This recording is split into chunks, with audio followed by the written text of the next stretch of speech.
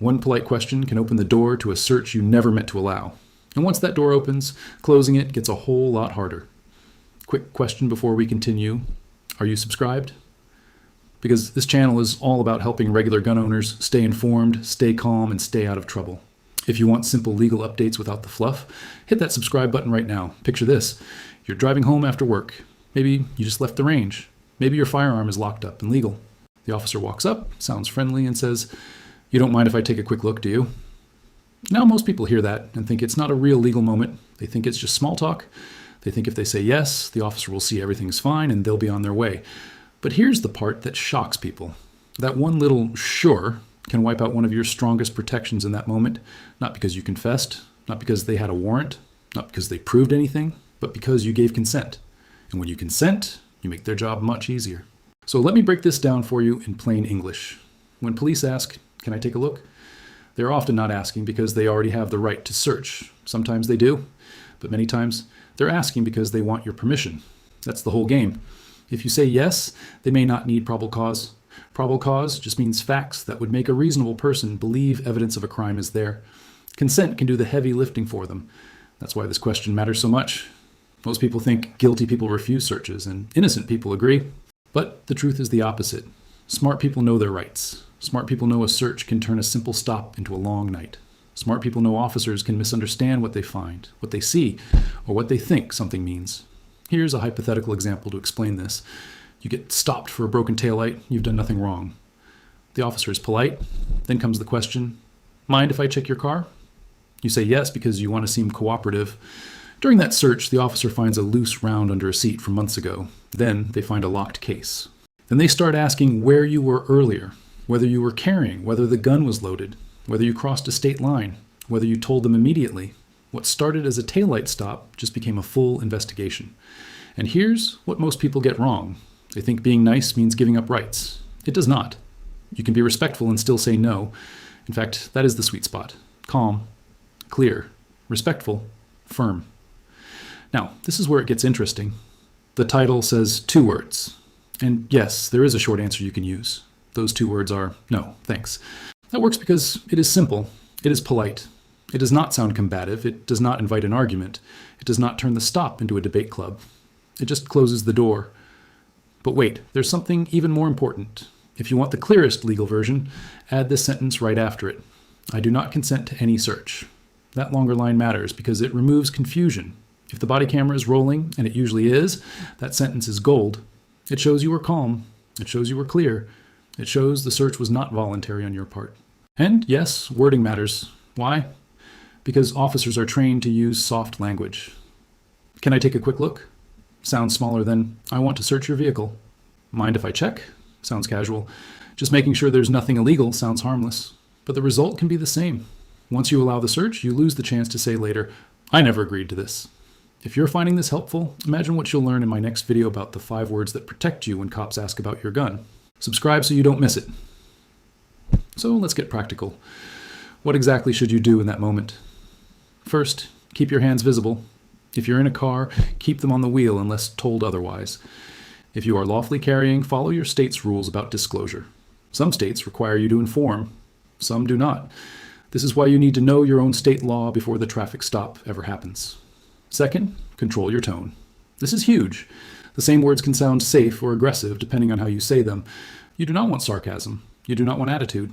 You do not want to sound like you're trying to win a fight on the side of the road. You want to sound calm and boring. Say, "No, thanks. I do not consent to any search." That's it. Third, stop talking. This is the mistake that gets people jammed up. They say no, which is good. Then they keep talking, which is bad. They explain where they were. They explain what's in the bag. They explain why there might be ammo in the trunk. They explain why their friend borrowed the truck last week. Every extra sentence is a fresh chance to create suspicion. Let me explain why this matters. Police are allowed to use what they see, smell, and hear. If you start filling the silence, you may hand them facts they did not have 30 seconds earlier, and those facts can be used to justify doing more. So, after you refuse consent, the next helpful question is simple. Am I free to leave? That question does 2 things. It tells you whether this is still a casual encounter or a detention, and it keeps the conversation focused. If the answer is yes, leave calmly. If the answer is no, then stay put and stay quiet. Here's the part nobody talks about enough. Refusing consent does not mean the stop magically ends. An officer may still keep investigating if they already have a legal reason. They may ask more questions. They may call for backup. They may bring a K-9. They may write the ticket first. That does not mean you were wrong to refuse. It means you did the one thing you still controlled. Now, quick legal note. This is educational information, not legal advice. Always consult an attorney for your specific situation. And let's clear up a big myth right now. A refusal to consent by itself does not automatically give police probable cause. In plain English, saying no does not itself prove you did something wrong. But do not confuse that with, they can never search anyway. They still might search if another legal rule applies. That's where people get tripped up. For example, if something illegal is in plain view, that changes things. If they have a warrant, that changes things. If there's a lawful arrest, that can change things. If they have probable cause tied to a vehicle, that can change things too. So your goal is not to give a courtroom speech on the roadside. Your goal is simple. Do not volunteer consent. Do not make their case easier. Here's another hypothetical example. An officer says, if you've got nothing to hide, why not let me look? That line works on a lot of people because nobody wants to look guilty. But remember this. Rights are not only for guilty people. Rights are for careful people. Rights are for people who know that misunderstandings happen. Rights are for people who know that one bad assumption can cost thousands in legal fees. So if you hear that line, do not argue about your innocence. Do not try to prove how cooperative you are. Just repeat, no, thanks. I do not consent to any search. That repetition matters. Calm repetition wins. Long explanations lose. Hey, 73% of people watching right now aren't subscribed. Don't be part of that group. Join the gun owners who come here for clear, no-drama legal education. Click subscribe and stay ahead of the next rule change. Now, let's talk about the part that really scares people. What if you say no and they search anyway? This is where emotions can explode. Your heart starts pounding. You feel disrespected. You want to protest. You want to block the door. You want to reach for your phone. You want to say, you can't do that. And maybe later a judge will agree that the search was bad, but on the roadside is not where you win that fight. Do not physically resist. And let me say that again because it matters. Do not physically resist. Do not pull away. Do not grab the door. Do not step between the officer and your car. Do not touch the officer. Do not reach suddenly toward a firearm, a glove box, or a waistband. That is how a bad stop turns dangerous fast. Instead, do three things. First, say clearly, I do not consent to this search. Second, do not interfere. Third, remember what you can. Badge number, patrol car number, time, place. What was said? Whether they asked first, whether you answered clearly. Those details can help your lawyer later. Now, this is where it gets even more important for gun owners. A firearm can make a normal stop feel high stakes for everyone involved, even if you are 100% lawful. The officer may become more alert the moment guns enter the picture. That means your calm matters even more. Your hands matter even more. Your words matter even more. If the officer asks, do you have any weapons in the car? Your answer depends in part on your state law. Some states require immediate disclosure if you are carrying. Others do not. If disclosure is required, follow the law. If it is not required, do not lie. Lying to police is a terrible idea. If you choose to answer, keep it short and calm. But here's what most people get wrong after that question. They think once guns are involved, they have no rights left. That is not true. Gun owners still have Fourth Amendment rights. You do not lose them because there is a lawful firearm in the vehicle. The key issue is whether police have legal authority to search, not whether they are curious. Now, let me break down a few exceptions in plain English. 1, consent. If you say yes, the search may be legal. 2, plain view. If something illegal is sitting out where the officer can plainly see it, that can justify action. 3, search incident to arrest. If you are lawfully arrested, police may be allowed to search parts of your person.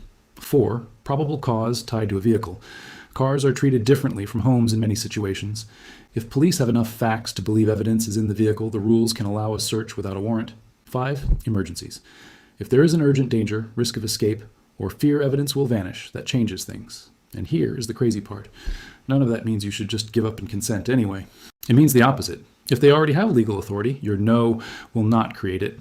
But if they do not have legal authority, your yes might hand it to them. That is why the safest move is still the same. Do not be rude. Do not be dramatic. Do not lecture. Just refuse consent clearly. This also matters outside traffic stops. Let's say officers knock on your door and ask, mind if we come in for a minute? Same issue. Friendly words, big consequences. Your home gets the strongest protection under the law.